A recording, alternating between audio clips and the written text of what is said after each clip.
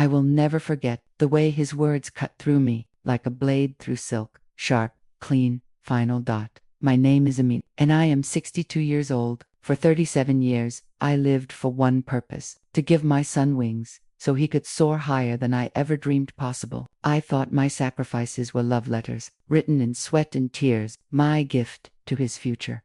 But standing in that gleaming conference room, surrounded by his colleagues, in their pressed suits and confident smiles, I realized that love could turn to shame. In a single breath, the fluorescent lights buzzed overhead like angry wasps, as my son, my only child, my heart walking outside my body, looked at me with eyes I no longer recognized. When I mispronounced entrepreneurship while trying to compliment his achievement, the room fell silent, not the respectful silence of listening, but the uncomfortable quiet of witnessing something that shouldn't be seen. And then he spoke, his voice steady and cold. "She's uneducated, just a mother who doesn't understand business." The words hit harder than any physical blow ever could. I felt my chest tighten, my breath catch somewhere between my throat and my breaking heart. The polite laughter that followed felt like needles pricking my skin. Each chuckle, a reminder that I didn't belong in this world I had helped create. My hands, rough from decades of labor, trembled as I clutched my worn purse, the same one I'd carried when I scrubbed floors to pay his school fees. He was everything to me. Until that moment, I saw a stranger wearing my son's face. But how did we arrive at this moment? How does a mother's love transform into a son's embarrassment? Looking back now, I see the signs I chose to ignore, the small betrayals that paved the road to this devastating destination. I was barely 19 when I married Rashid, a kind man with gentle hands and dreams bigger than his paycheck. We built our small life together, with hope as our foundation and love as our walls. When our son was born, we named him Aref, meaning the learned one, because even then, we believed education would be his salvation. For 5 precious years, we were a complete family, until the morning Rashid didn't wake up. Heart attack, the doctor said. I called it heartbreak, from watching his dreams slip away, one unpaid bill at a time. Suddenly, I was alone with a 5-year-old boy who asked, "Why won't Papa play cricket anymore?" I remember sitting on our kitchen floor that first night, surrounded by bills I couldn't read properly, feeling the weight of our future pressing down on my shoulders. But when I looked at Arif sleeping peacefully, thumb in his mouth, his father's gentle features already emerging, I made a promise that would shape the next 3 decades of my life. I would give him everything I never had, every opportunity, every advantage, every door that had been closed to me would swing wide open for him. I started as a cleaner at his school. The irony wasn't lost on me. While other mothers dropped their children off in cars, I was already there, mopping the hallways they would walk through. I worked double shifts, my knees aching from scrubbing floors, my hands cracked from chemicals and cold water. On weekends, I cleaned houses in the wealthy neighborhoods, watching their children take piano lessons and speak English with confidence I envied. Every penny I earned had a purpose: school fees, books, uniforms that fit properly, tutoring sessions when math became challenging. I sold my wedding jewelry piece by piece, first the earrings, then the bangles, finally my wedding ring. Each sale felt like cutting away a piece of my past to build his future. And how he soared. His teachers praised his intelligence, his curiosity, his potential. I would sit in parent-teacher conferences, my work clothes hastily covered by my best tapat, glowing with pride as they described my brilliant boy. But I began to notice something else during those years, a shift in the way he looked at me. When his classmates' parents arrived in their cars, speaking in English, peppered with confidence, I saw him shrink a little. When I struggled to help with homework, written in a language that felt foreign on my tongue, I caught glimpses of frustration crossing his face. The more I lifted him up, the more distance seemed to grow between us. The more I lifted him, the more he looked down on where he came from. When Arif turned 18, the acceptance letter arrived, full scholarship to a prestigious university abroad. I remember holding that letter with shaking hands, reading the words over and over, until they blurred through my tears. This was it, the moment all my sacrifices had been building toward. But even with the scholarship, there were expenses, living costs, books, a laptop, clothes that wouldn't mark him as different. I took out a loan against our small house, money I knew would take years to repay. I wanted him to arrive with dignity, not as a charity case, but as a young man worthy of the opportunities ahead. The night before he left, I cooked all his favorite dishes. Dal makhani simmered for hours, rotis rolled by hand until they puffed perfectly. Kheer, sweet enough to carry the taste of home across oceans. That we ate mostly in silence, the weight of goodbye settling between us like an unwelcome guest. At the airport, I hugged him tight, breathing in the scent of the boy who had been my whole world. Make me proud, I whispered into his ear. But more importantly, make yourself proud of who you are. He nodded, but his eyes were already looking toward the departure gate, toward a future that seemed to have no room for the mother who had made it possible. The letters I wrote went unanswered. The calls became shorter, less frequent, filled with complaints about being too busy with studies, internships, opportunities. I convinced myself this was normal. Successful children grew away from their parents, stretched their wings, found their own sky. But when my last letter came back unopened, marked return to sender, I understood that my son hadn't just found his own sky. He had erased the ground he came from. 5 years later, he returned, not for me, but for a job with a multinational company, not to the small house where I still lived, but to a world of corporate parties and networking events, where I had no place. When he called to tell me about his success, his voice carried the crisp accent of someone who had learned to speak a new language of belonging. He came back, but the boy I raised never did. The invitation arrived on expensive cardstock. His company was honoring him as Young Executive of the Year.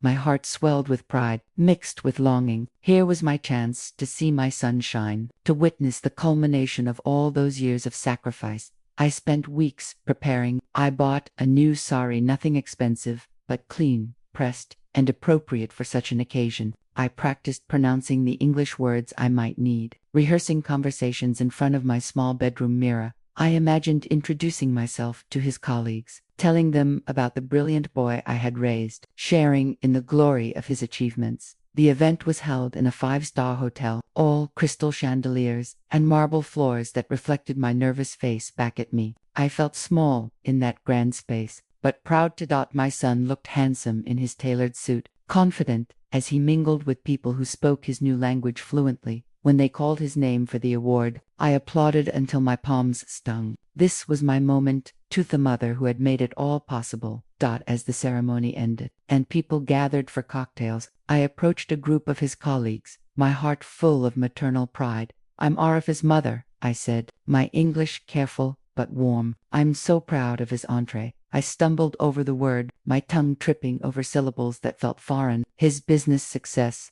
The group smiled politely, making conversation about his achievements. I glowed, sharing small stories about his childhood intelligence, his determination. But then, I felt a hand on my arm, firm, urgent. Arif pulled me aside, his smile never faltering for the watching crowd, but his voice low and sharp in my ear. Don't embarrass me, he whispered, his fingers digging into my arm. Just stay quiet. Let me handle the conversations.